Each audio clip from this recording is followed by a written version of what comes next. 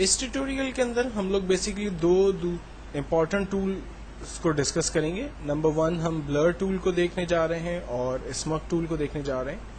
Actually बहुत सारे backgrounds pictures में आपने इस तरह से देखे होंगे कि जिसकी बैक पिक्चर आमतौर पे ब्लर होती है, वो क्लियर नज़र नहीं आ रही होती, लेकिन वो फिर भी एक बहुत ही अच्छा इफेक्ट हमें दे रही होती है। मैं कुछ इसी तरह से एक पिक्चर को यूज़ करना चाहता हूँ। मिसाल के तौर पर मेरे पास यहाँ पर एक फायर की पिक्चर है और मैं चाह रहा हूँ कि ये फायर की पिक्चर जो है वो जो इस वक्त बिल्कुल शार्प है, ये ब्लर हो जाए।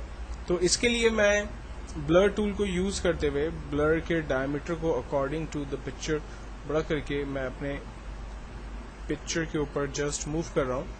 तो आप देखें पिक्चर जो है वो ब्लर हो रही है, और जितनी दफ़ा मैं इसके ऊपर मूव करूँगा अपने माउस को, उतनी दफ़ा ये पिक्चर जो है वो मज़ीद ब्लर होती चली जाएगी।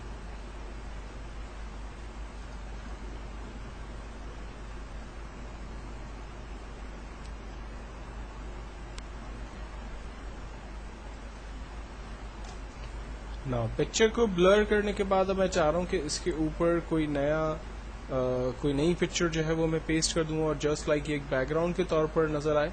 तो इसके लिए हम लोग ओपन में चले जाते हैं और कोई भी एक पिक्चर मैं जस्ट यहाँ से सिलेक्ट कर लेता हूँ।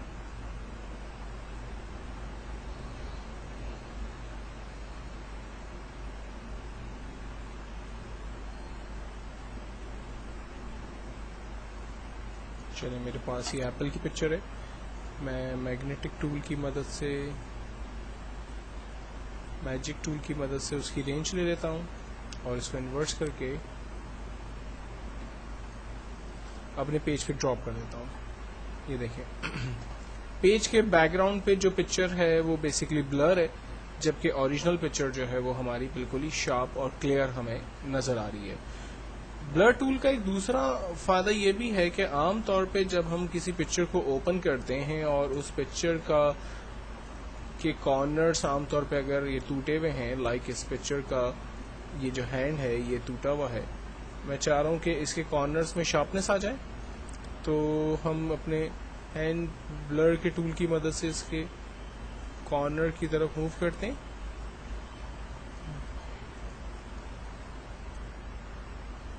देखें इसकी बुक की जो एजेस हैं उसको मैं थोड़ा सा क्लियर करने की कोशिश कर रहा हूँ।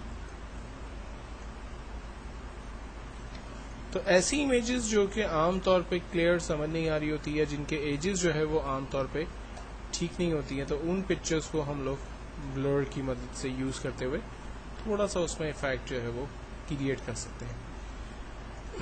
ब्लर टूल के बाद नेक्स्ट जो टूल है वो स्मग टूल है। स्मग टूल को इसी पिक्चर के ऊपर लाइक मुझे इसके हेयर स्टाइल्स थोड़े से चेंज करने हैं, तो मैं स्किन की तरफ से क्लिक करते हुए बालों के ऊपर मूव कर रहा हूँ थोड़ा थोड़ा सा। तो वो क्या कर रहा है, स्किन के जो कलर्स हैं वो हेयर्स के ऊपर जो है वो पेस्ट कर रहा है, और इस तरह से उसका जो हेयर स्टाइल है वो सॉर्ट ऑफ जो है वो मैंने काफ़ी चेंज कर दिया। सिमिलरली अगर मेरे पास कोई और पिक्चर है, लाइक जैसे ये लेडी है, मुझे इसके कुछ हेयर्स जो है वो नहीं चाहिए, तो मैं स्मग टूल की मदद से इनको रिमूव कर देता हूँ।